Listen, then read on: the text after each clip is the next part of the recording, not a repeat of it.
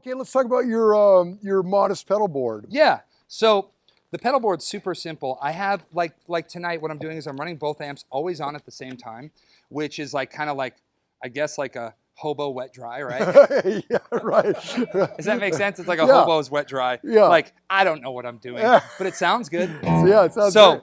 what I have is I did this camp with Paul Gilbert last summer, and it was awesome. It was like me, Paul Gilbert, Greg Koch, Andy Timmons, and I'm standing up there with these guys. And I'm like, what am I doing?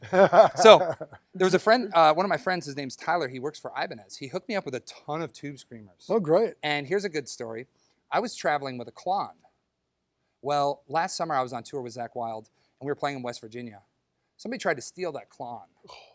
So it got to the point with this pedal, this Klon pedal. I'm sure someone's heard of it out there. No, but people would see it and they would be like, it was almost like a dog to like a bone. Yeah, right. So we'd be playing these venues, and you know, when you're traveling like that, you know, I'd set up my board and then I'd leave it until we play the show. So maybe it'd be an hour, 2 hours, 3 hours, and I'd walk in the back, get some food, or you know, we'd go to the gym or whatever we do. Yeah. And the Klon would be on the board, and then sure enough, we were at this festival in West Virginia, and I walk up there, and my whole board's gone. Oh. Cables are still there, but the board's gone. Ended up in someone's trailer. I have a tracker. Oh, do you really? Yeah, like AirTag. Get AirTags for your cases. God, and that's stuff. a great idea. Yes. So do that because that'll save your life, especially when you're traveling. Put an AirTag in your guitar case, even if you gate check it. Like I'll have to gate check this, and they'll be like, "Yeah, we don't know where your guitar is," and I'm like, "I know where it is. It's literally in the planes." Yeah. You know what I mean? So, anyways, great idea. AirTags, man, do it. Okay. They're cheap. Yeah. But anyways, I got these tube screamers because I really like the way they sound. And so you got your Klon back. Yeah. Almost. Oh, John. Close one. This guitar was about to become like, yeah. You know, it was getting pretty serious, but I got it back. Everything was good. But I said, you know what? Right now, it's not worth the risk of having this and losing it for something stupid. So I got these tube screamers, and I'm loving the way they sound. God, they sound killer. Yeah. Yeah. Man. Yeah. So the first one I have, it's like this dual tube screamer. Basically, I use the first side of it. I run it all the way up, and then when I have that with these amps, it pushes just enough so it gives me that dynamic control I want. Yeah. So if I have this on, I usually have this on all the time, and I have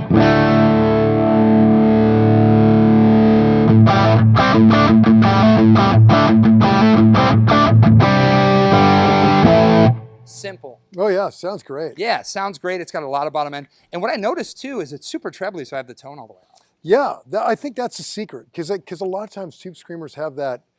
They have something in that upper register that just sounds not like what I want. Isn't it funny how like, I don't know about you, but I remember when I was like 15, I picked up a guitar. I had a tube screamer, and I was like, yeah, this is awesome. It's like, I still use them. Yeah, you know? It's great. Yeah. So I use that, and that usually stays on all the time. And then moving on from that, I have this really cool pedal. It's made by a company called Sabadius in Argentina. It's this funky vibe. And boy, is it funky. So, by the way, a quick disclaimer about these pedals. The only reason that I'm really using some of these pedals is because this new record, there's certain tones on it and riffs that like when we were in the studio, I was like, all right, I'm going to throw a Univibe on it. And I want to be able to recreate it live. So this is the same stuff I used on the record. Yeah. So here's that funky vibe. Of course, I'm going to play it.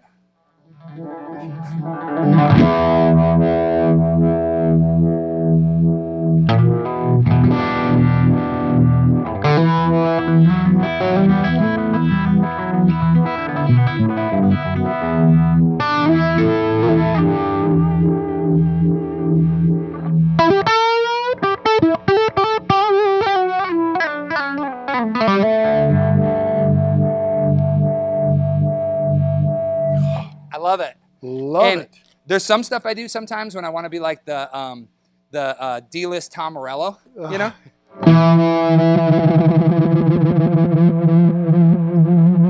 But I'll mess around down here and get the speeds cranking. Yeah. It has a vibrato too, but that just makes me seasick.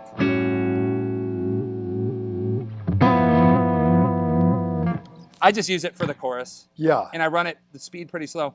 But there's something about that throb, man.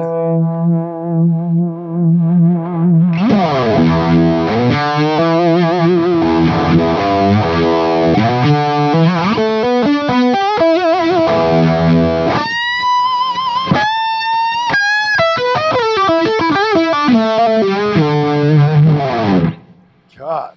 And I'll run it too where it's more quiet, and I'll do parts like.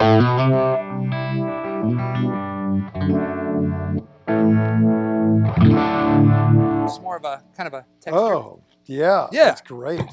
Well, and you usually are in a 3-piece anyway, and you're covering a lot of sonic ground. That too is, I know I'm talking a lot, but that's like the P90 thing too. It was like listening to Leslie West and early Clapton and stuff. It's like, how am I going to cover the ground? Right.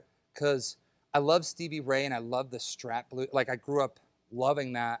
But every time I played it, I felt like I was trying to sound like someone else. So when I picked up like a Les Paul and this P90 thing, it was like, okay, now I got to like cover it up in a different way. Yeah. So it's cool. Yeah. Oh, yeah, that's great. Moving on, I just got this pedal like 2 weeks ago. It is this guy in England, B.G. Harding, right? It's a zonk pedal. You ever heard of it? No. It's disgusting. It's gross. So check this thing out. Okay, well, first off, there's that. So it's, all right, let me talk about it quick. It's super dynamic, but when it gets to the top, it's just disgusting. That's the tone tip.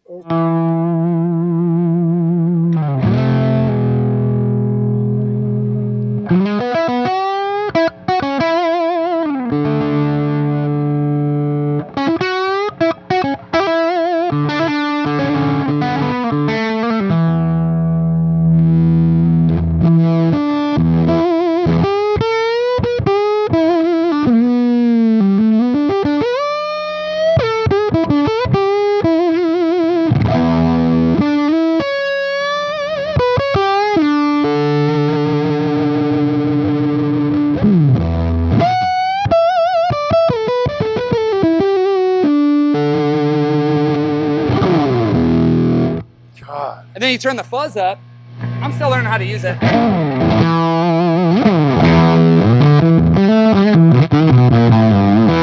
got like a cut in it.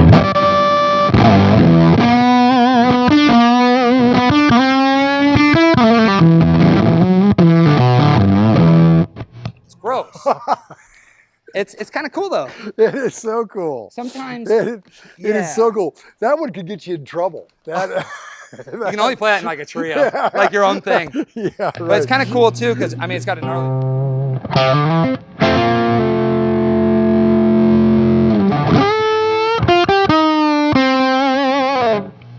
I first heard Doyle Bramhall II playing one, and I thought it sounded so cool because he would do like a.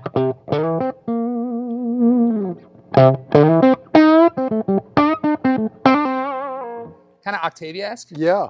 It's gross, John.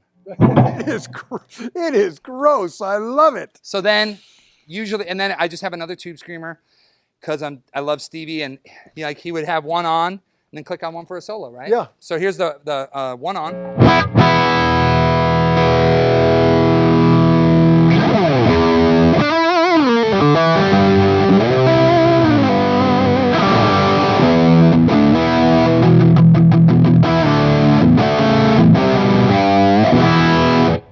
Simple. Yeah, love it.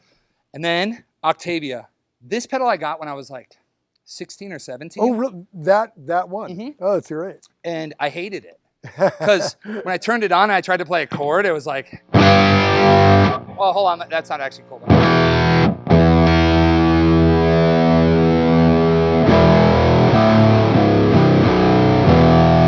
I didn't know how to use it, but what's really cool about it, I leave the boost kind of down, volume up.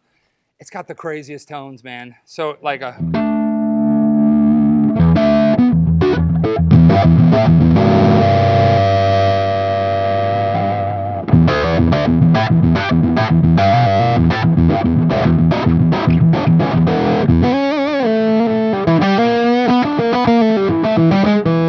Check this out, John.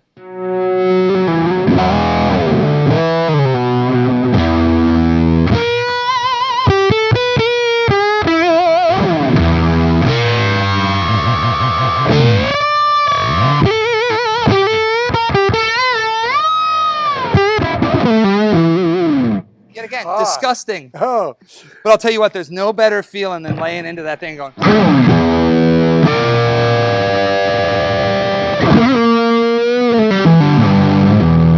of cool, right? Oh.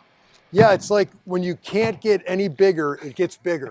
Yeah. Yes. What it can get bigger. Yeah. And with that thing, it's kind of cool too if you were to be on nuancy with it too, like let's say you're.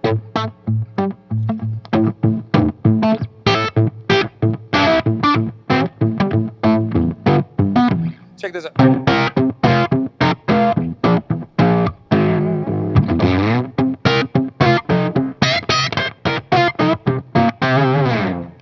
God. Something different. Yeah. You know, if I was just listening and not looking, I'd have no idea how you do that. And then if you roll the neck all the way back. Yeah.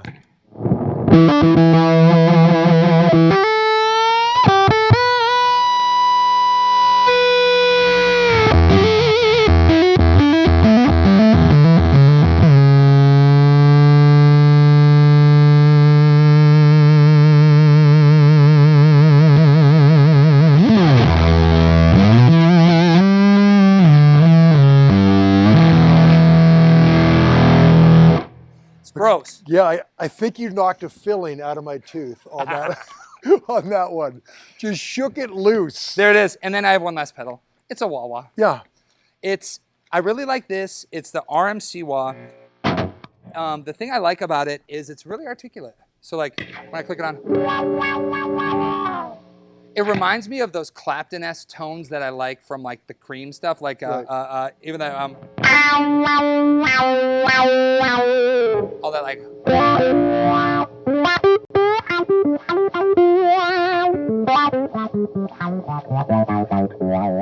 It's a little Hendrix there.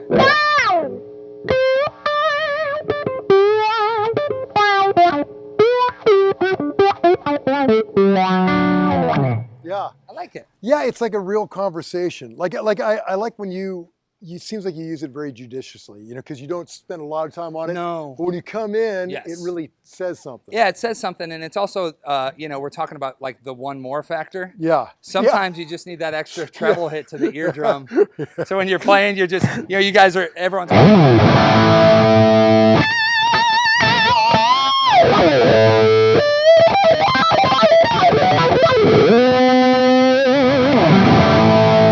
It's cool. Yeah, that's great. That's like the end of the night. Sound man takes a 2x4, just turns everything up, every fader up.